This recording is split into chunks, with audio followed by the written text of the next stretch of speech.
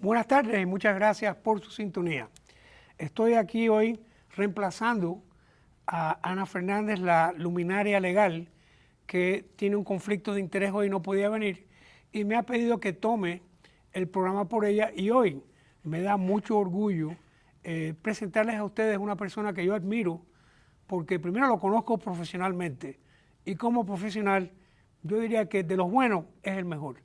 Y el cargo de él, el trabajo de él, el título de él, es el capitán José Pepe Granado, quien estaba en cargo por muchos años por investigaciones de delitos violentos aquí en el sur de la Florida, una persona que ha comparecido en televisión en un programa que estuvo nacionalmente que se llamaba, creo que era Las Primeras 48 Horas, donde se explicaba qué es lo que hace un oficial de homicidio cuando le dan un caso. Además de eso, después de retirarse de la ciudad de Miami, estuvo involucrado en otras ciudades aquí en el condado, y ahora me da un gran honor y un gusto presentarles a ustedes una persona que no solo es un gran policía, detective de homicidio, pero también es un escritor famoso, quien tiene ya 3 libros publicados. Bienvenido, capitán José Pepe Granado.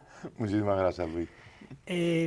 Es difícil empezar contigo porque hay muchos años de gran amistad y gran admiración, pero vamos a empezar de esta manera. No todo el mundo puede ser un oficial de homicidio.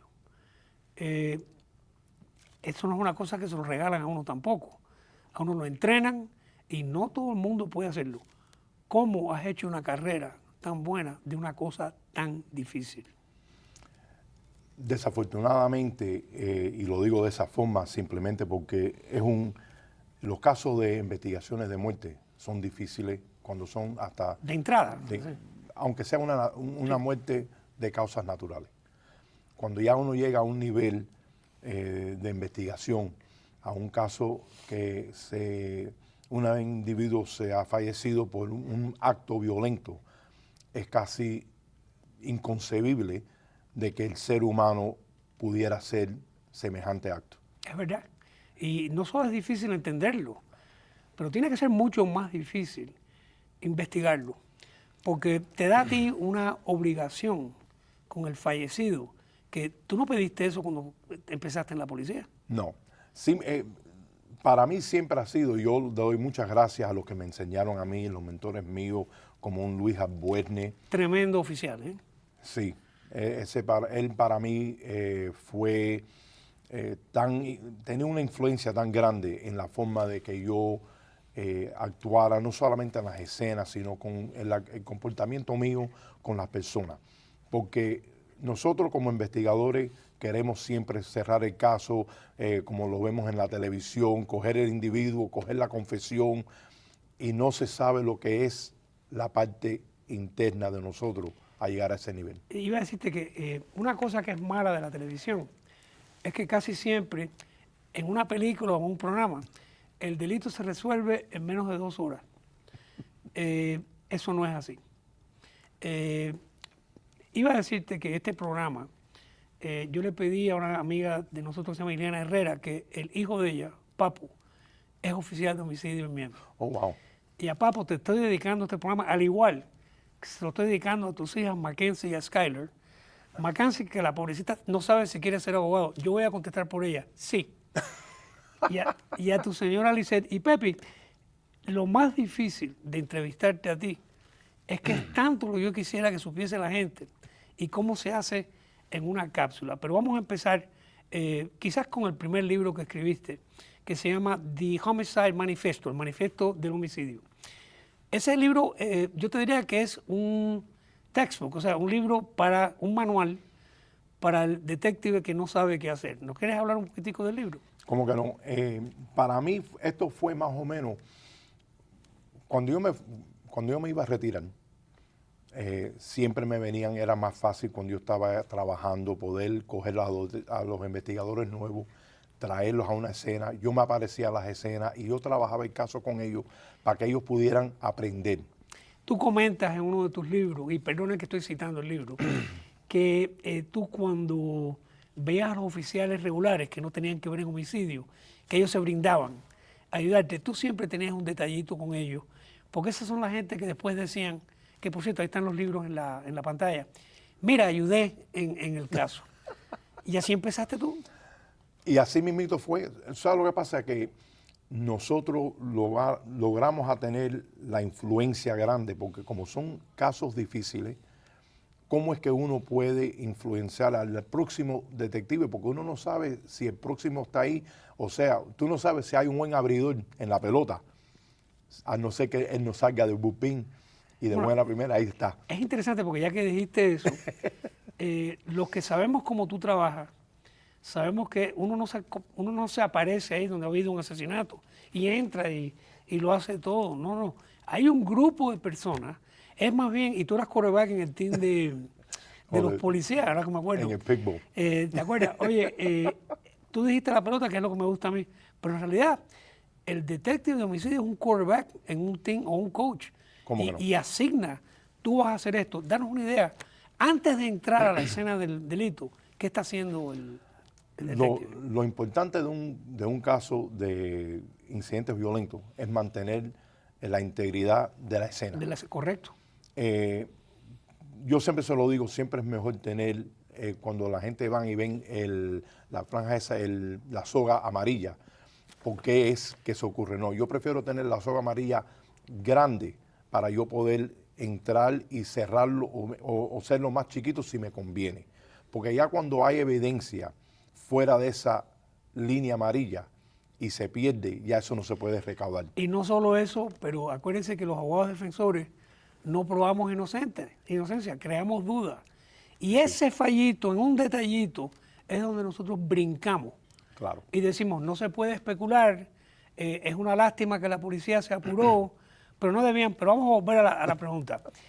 ¿Con qué equipo tienes que dirigir cuando estás entrando? Yo sé que están el oficial que contesta, que va a la escena. Exacto. Entonces vas a llamar a... Ok, entonces, dependiendo de la escena, pero vamos a empezar y vamos a hablar de un homicidio. Sí. Tenemos el oficial que primero respondió a la escena. Tenemos... El que contestó el 911, lo que fue. Exactamente. Entonces, ahí ese individuo, ese policía, nos va a dejar saber nosotros qué fue lo que ellos aprendieron en el momento. Que por cierto, hay una frecuencia que hablan ustedes nada más. Exacto. Sí. Entonces, cuando terminamos, ¿qué sucede? Uno siempre dice, oh, no había ningún testigo. Bueno, pero había alguien que llamó el 911. Hay que buscarlo. Hay que buscar a la persona esa. Porque la gente no viene corriendo No. a... Sí. Cuando nosotros vemos Eso se el dice detalle, canvassing, es lo que ustedes dicen canvassing. el canvas viene después de un rato, porque lo primero que a mí me gusta hacer... testigo, correcto. Sí, lo que a mí me gusta hacer primero es mantener el grupo mío, el team que va a entrar a investigar y a asistir en la investigación. Lo cogemos juntos, nos reunimos, nos ponemos y hacemos una pequeña conferencia. Correcto. Para poder designar quién va a ser encargo de qué. Y en tus libros es interesante porque tú nos comentas que hay ciertas personas que pueden hacer ciertos casos, pero no todo el mundo puede hacer todos los casos. Y ese momento que tú estás haciendo la decisión, que es rápida, tú estás determinando, ¿esta persona va a poder o no va a poder? Y se los pregunta. No, seguro. Porque hay gente que son nuevas, no están acostumbrados a ese tipo de escena. Es fuerte. Es bien difícil. Y más cuando uno, vamos a suponer que las víctimas son niños o ancianos, cuando uno está viendo lo que es, entonces uno tiene que tratar de inmediatamente en ese momento como poner un freno y cambiarse de lo personal a lo que es el caso. Bueno, ahora voy a hablar de los libros tuyos un poquitico, porque tú siempre llevabas a toda escena de homicidio, y esto se lo estoy diciendo en particular a Rebeca y a César Priegues, que sé que están viendo este programa. Él tiene una Biblia. Ahora explícanos lo que es la Biblia. La Biblia para mí, eso me lo enseñó a mí Luis Albuerne. Bueno. Y yo cuando salía por la mañana, desde el momento que yo entraba en el carro, yo cogía el libro. Hoy es el día tal, lo escribía, el día 7 de noviembre, la hora, y yo me iba para el trabajo. Y todo lo que yo hacía en ese día, no importaba lo que sea, yo lo anotaba. Nosotros los abogados pedimos esas notas siempre y casi nunca las tienen. Pero ahora vamos a hablar del otro lado de eso. En el caso de un homicidio, ya usted estaba poniendo todo lo que se estaba haciendo. Sí. Y una de las cosas que mencionas en los libros, que ahora vamos a hablar de los otros dos, es que a uno se le olvidan las cosas. Es mucho lo que está llevando y usted no se daba, no tomaba el riesgo de decir, deja que me acuerde. No, no, no. En el momento que estás viendo, estás escribiendo, y si no estás escribiendo, tenías otro investigador copiando lo que escribía. ¿Cómo que no? Siempre hay uno que está con el, vamos a suponer, lo que nosotros en inglés le decimos el lead investigator. O sea, el investigador que es el principal y él tiene un asistente.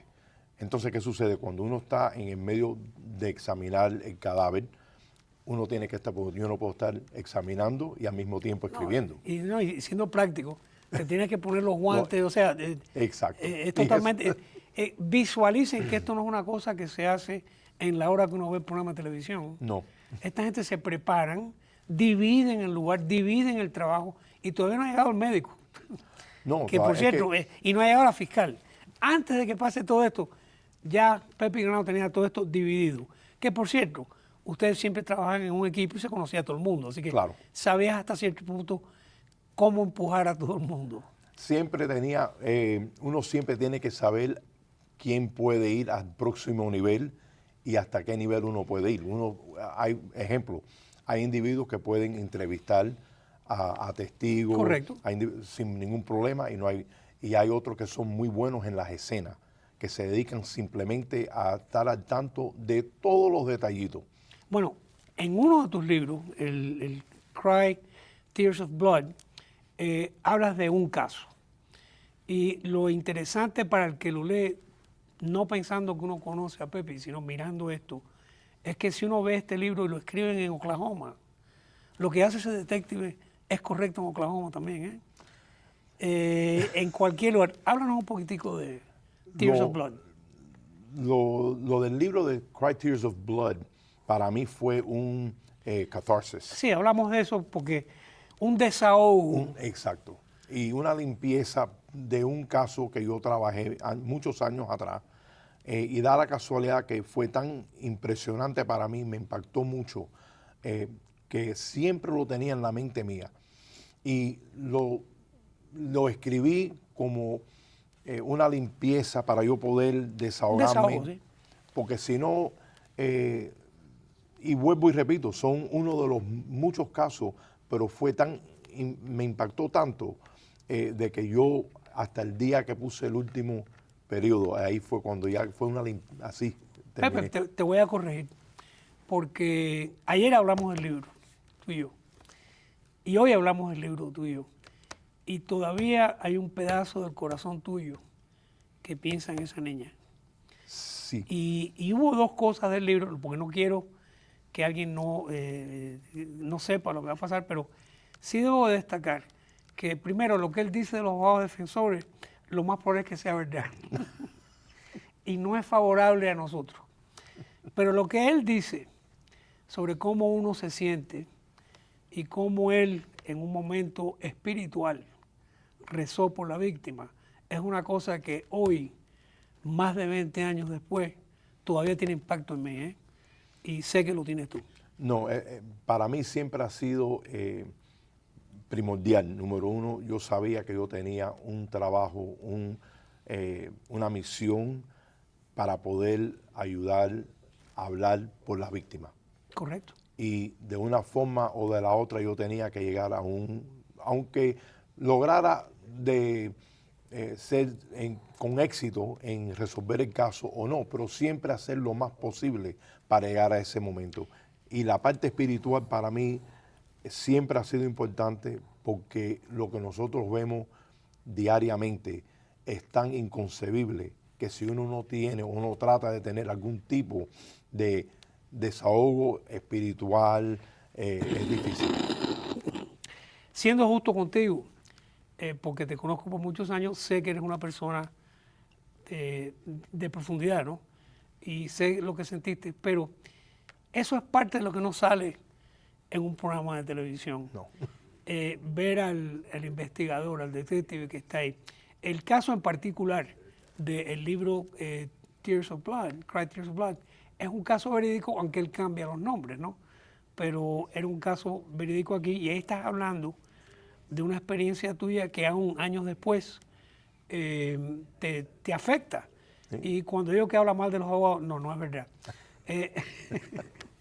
Él habla como piensa la gente, pero las escenas de corte, la espera y la más importante, lo del café, me estabas diciendo antes del programa que cuando vas a otras partes del país a hablar del libro, la gente no lo entiende. No. Así que para el que esté aquí mirando esto, para el señor César Priegue, explíquele a usted y a la señora Rebeca qué quiere decir el tomar café para ti. Para mí el cafecito era el elixir del día. Porque el horario tuyo era empezando a medianoche. De medianoche. Y entonces nosotros vivíamos, esa era la gasolina. ¿Sí? Nosotros era continuamente, y yo podía tomar 1 y 2 codadas al día, y a veces de noche, y acostarme a dormir por la mañana sin problema ninguno. Antes de hablar del tercer libro, yo quisiera recalcar que mi introducción al detective Granado, cuando aquello no era capitán, es un caso de homicidio que a mí me asignaron a hacer la apelación. Y obviamente estaba tratando de buscar todo tipo de error para que a la persona se le diese un juicio nuevo, porque nuestro sistema adversario es precisamente así. Y tuve la oportunidad de no solo leer el transcripto del juicio, pero también ver una vista donde trataron de que no se presentara la confesión de un individuo que le confesó a Pepe, y esto para Papo, para que vea a Papo cómo se hacen las cosas. Pepe consiguió una confesión en un caso que no pensaba que iba a pasar, porque había otros acusados que no hablaron. Sin embargo, cuando le pregunto al detective Pepe, ¿qué hiciste? ¿Cuál fue tu respuesta? ¿Te acuerdas? Le brindé café. Lo saludé. Sí. Le pregunté si tenía que ir al baño y lo dejé. Y al ratico le pregunté si quería café. ¿Y saben qué? Para todo futuro, así es como pasa de verdad. Esa cuestión que golpean a la gente, eso no existe. Porque no lo permiten los otros policías. No lo permiten la gente. Pepe, explícame, ¿cuál es el truco? ¿Cuál es el secreto? ¿Cómo tú te las arreglas para esas personas que están, primero no están bien, porque son gente que para cometer delitos no son gente buena, ¿eh? La mayoría te dice, yo quiero a mi abogado presente. Sí.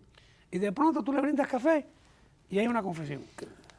Luis, tú sabes que para mí lo importante es que es una conversación, ¿no? Hay mucha gente que le encanta ir a la, especialmente cuando van a los entrenamientos de lo que le dicen interviews and interrogations. Y a mí me encanta decir que es interviews y conversation. No es un interrogatorio, es una conversación. Muy bien. Y que por cierto, los libros tuyos es como hablar contigo. Te doy ese... No, gracias. Y es que yo trato de poder tener la conversación, no ser un momento, lo que le dicen adversarial, o sino yo sé no que... estás contrario. No. Pero perdón, eso no es justo porque tú te defines, tú te presentas como quien tú eres. Claro. Que claro, y la persona que está ahí ya lleva un ratico esperando, porque otra cosa, antes de hacer los interrogatorios, el capitán, pero también desde que era detective, siempre se enteraba bien para que no hubiese una sorpresa, ¿no? Es muy importante. Uno, como investigador, uno no puede entrar en una entrevista con una persona, sea que esté, que uno piensa que sea, frío. Tú tienes que tener la información para que esa persona no te diga a ti una mentira. Y por lo mismo, tú tampoco puedes decirle una mentira a la persona que saben. Es comunicación. Pepe, una de las cosas que te tengo que preguntar en el libro, en el primero, es cuando tú describes cómo estaba la cabeza del hombre cuando fuiste al cuarto, que él tenía la cabeza así, que eso no es típico, porque la gente por lo general reposa la cabeza. ¿Cuántas veces tú has visto eso en tu vida, Pepe? Sí, eso. Uno se ríe porque es jocoso, pero son cosas inverosímiles.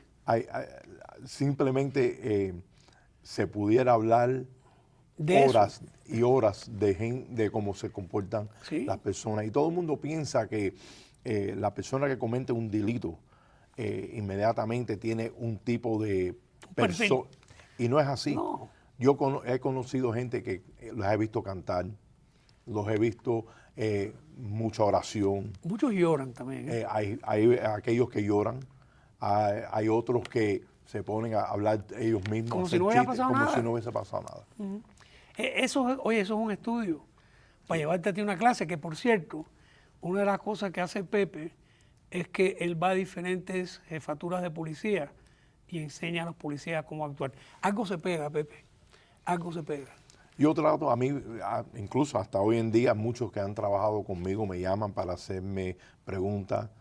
A mí me encanta siempre enseñar porque hay gente que se definen por tener las placas en la pared. Bueno, y ese eso, no eres tú. No, para mí es como igual que yo invoco el nombre de Luis Albuerne, es que uno diga, tú sabes que a mí un día Pepe me dijo a mí, y eso para mí es el legacy. Ya pasa, ¿eh? Tenemos poco tiempo, así que vamos a hablar un momentico del otro libro. El otro libro que se llama Entre el mármol y el bronce, la búsqueda de un monstruo. Háblanos de este libro. Este es otro libro que se radica aquí en Miami. Los libros míos son de Miami. Eso es sexy. Eso es la mejor ciudad en el mundo. Claro que sí. Gracias, Entonces, por poner el libro ahí. Y para mí, esto es el empezar de buscar un individuo que ha hecho atrocidades. Que los hay. Sí. Y ocurre a través de la ciudad completa. Y entonces el detective lo va en una, el individuo que lee el libro va en ese, como dicen, on a ride. Sí, esa búsqueda. Con el detective y con se el pone detective. en Estás el ahí mismo con lugar él. con él. Mira, uno de los beneficios que tiene leer un libro tuyo es que tú dices lo que estás pensando. Por ejemplo, tú le preguntas a un pelotero, ¿qué tú haces cuando le das ahora? Y dice, bueno, mira, ahora le doy. Sí. Pero lo bueno que tiene, y que tienes como escritor, y te lo felicito, es que tú nos dejas saber cómo tú te sientes. Y lo que hemos estado en el juego de pelota, podemos decir, esto es un cuento, o esto no. Oye, con lo tuyo es verdad. Sí. Yo lo que trato es que aquellos que lean el libro sean parte del libro. A mí no me gusta utilizar, como dicen mucho, palabras de 100,000 cuando uno lo puede decir normal, como hablamos nosotros. Claro. Y es como a mí me gusta escribir. Él cuando era policía, la palabra dude estaba en moda en aquellos tiempos y todo el mundo puede leer un dude. Entonces, si él no te decía dude, tú sabías que no era parte del grupo del... señor fulano, señor, dude, ¿cómo tú estás? Ya estaba uno. Sí. Óyeme, ¿cómo puede adquirir uno el libro tuyo? Los libros se pueden adquirir a través de Amazon. Uno pone Amazon y pone José Pepe y Granado y salen los Y libros. salen los libros. O por Barnes Noble. Ah, está bien. Pueden ir también y lo pueden pedir. Y así, sin pena. Y si pueden, y llaman eso en 2 días. A mí me consta. Lo único malo de Amazon es que te dicen en 2 días. Pero si tú estás en la oficina el sábado y el domingo, pídete los 2 días. Pero me consta que me llegan. Háblame, tienes 2 cosas que quería decir al público. Una es, tienes una firma de consulting. Sí. ¿Cómo se llaman ustedes? SkyMac Consulting. Y el que quiera hablar con SkyMac Consulting, SkyMac es SKIMAC. MAC. Y muy importante, en este mundo que vivimos ahora, existe el podcast, que me acabo de enterar antes de empezar el programa. Behind the Yellow Tape. Lo que pasa al otro lado, Y así o mismo. atrás del Behind the Yellow Tape Podcast. el tape amarillo. Sí. Y eso, ¿cómo uno puede Puede entrar a través de, o por Libsyn, o cuando ellos oigan los podcasts, Bien. pide el nombre del show. O puede del programa, poner tu nombre y se lo dan. Y también sale también. Acuérdense, mire, no todo el mundo se llama Pepe. Y por cierto, esta pregunta indiscreta se la hice antes de la programación. El chivito que él tiene ahora no es el que tenía antes. No, Le pregunté a Mackenzie a ver qué pensaba ella y ella se acordó también. Él lo tenía por aquí, que me acuerdo yo. eso es. Y eso me explicaste que era para que te dé un punto de identificación. Identificación, exactamente. Oye, el que te está viendo hoy sabe que parece ser detective y que eres detective. Sí, Pero sí. bueno, para que no lo sepa. Nos quedan menos de 5 minutos. Y mira, yo no te puedo hacer a ti suficiente honor en una entrevista de media hora porque usted es una persona muy buena. Gracias. Y yo quiero que sepan que hay corazón atrás de ti, como lo hay atrás de la mayoría de la gente que se pone en el uniforme azul. Y de eso estoy muy orgulloso. Y aunque él piensa mal de nosotros, Nunca. no, todos somos parte de que haya justicia. Sí. Y si ustedes no hiciesen su trabajo bien, ¿tú te imaginas el caos que tendríamos? Lo más importante de la parte judicial, sea de la parte de la policía, que es donde empieza, a lo que es los jueces cuando llaman a la corte, es mantener la dignidad de lo que es las leyes de este país, la Correcto. Constitución. Eso es lo que nos guía a nosotros, eso es lo que nos pone a nosotros. Todos estamos en el mismo equipo. Yo voy a decir en el mismo juego, porque en realidad nuestra formación nos hace ser contrincantes Claro. adentro de las líneas del juego. Pero afuera nos podemos respetar y querer, ¿eh?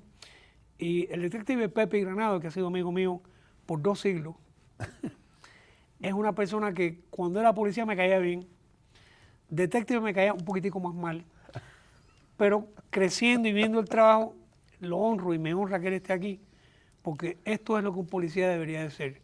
Y el que esté viendo esto, Pepe no empezó sabiendo todo lo que sabía. Fíjense que lo primero que él ha hecho es darle crédito a uno de sus mentores que era uno de los mejores. Pero este que está aquí, si hubiese un hall de la fama de detectives de homicidio, este es uno de ellos. Pepe, Gracias. tienes 2 o 3 minutos o 2 minutos para que nos cuentes qué es ser papá, qué es ser un gran escritor, qué es ser un policía retirado. Todo en 90 segundos. Para mí, uno de los honores más grandes míos es ser padre. Haber sido un hijo que trate de llevar esos principios que me enseñaron a mí y tratar de pasarle eso a los hijos míos. Enseñarle de que uno puede hacer un trabajo difícil y al mismo tiempo mantener ese, lo que dice humanity, es el bueno. Ese sentido. Sí, y lo triste del del ser caso humano. del caso hablando de los casos de los investigadores de homicidio, es que nosotros nunca estamos en las casas a las 24 horas. El que lea el libro se va a dar cuenta. Estamos, Una escena de delito puede ser hasta la mañana que viene, no, hasta la tarde que viene. Y no te sorprenda que sea hasta por la noche. sí, y muchas veces uno no viene a entender hasta después. Pepe Granado, muchas gracias por tu comparecencia aquí. Gracias a todos ustedes por tenernos en sus casas. Pepe Granado está por libro, está en podcast, está en su negocio y hasta la semana que viene, que tengan una buena semana.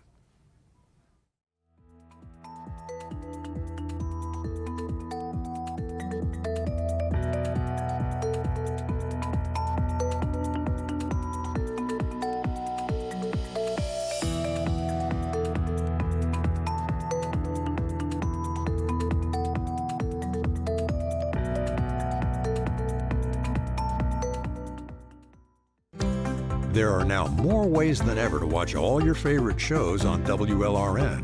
Download the WLRN app and watch our live stream anywhere from any mobile device. Or get the PBS Video app and watch all of your favorite drama, history, science, current affairs, and documentaries on demand.